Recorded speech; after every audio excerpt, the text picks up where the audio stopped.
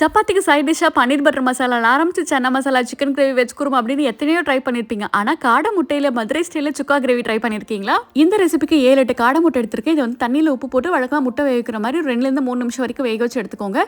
வேக வச்ச முட்டையை பச்சை தண்ணியில் போட்டு எடுத்தீங்கன்னா உரிக்கிறதுக்கு வந்து ஈஸியாக வரும். வழக்கமாக ஓடெல்லாம் உரிச்சு எடுக்கிற மாதிரி நல்லா உரிச்சு எடுத்துட்டு ஒரு வாட்டி வாஷ் பண்ணிக்கோங்க. இப்போ குட்டியாக க்யூட்டான காடை முட்டை வேக வச்சு எடுத்தாச்சு. இப்போ இதை வந்துட்டு மேலேயும் கீழேயும் ஒரு ப்ளஸ் சைன் போடுற மாதிரி போட்டுக்கோங்க. அப்போ தான் மசாலாலாம் வந்துட்டு உள்ளே நல்லா இறங்கும். இப்போ ஒரு கடையில் கொஞ்சமாக நல்லெண்ணெய் சேர்த்து கடுகு பொரிஞ்சதும் கருவேப்பிலை சேர்த்துட்டு நான் வந்துட்டு ஒரு பெரிய வெங்காயத்தை பொடிப்படியாக கட் பண்ணி வச்சிருக்கேன். இதை வந்துட்டு சாட்டே பண்ணுங்கள். பொன்னிறமாக வந்ததுக்கப்புறம் இதை உரிச்சு வச்சிருக்கிற முட்டை இதில் ஆட் பண்ணிக்கோங்க. இன்னைக்கு குக்குட்டோட மதுரை சுக்கா மசாலா நான் 1.5 டேபிள் ஸ்பூன் ஆட் பண்ணியிருக்கேன். இது கூட ஒரு 1/4 கப் அளவு தண்ணி விடுங்க. இப்போ மீடியம் ஃப்ளேம் வந்துட்டு மூடி போட்டு இது நல்லா வேகட்டும்.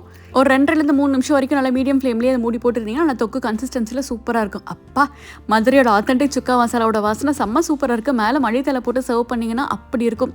சப்பாத்திக்கு மட்டும் இல்லைங்க, இட்லி, தோசை, சாதத்துக்கும் செம்மையாக இருக்கும். கண்டிப்பாக ட்ரை பண்ணி பாருங்கள்.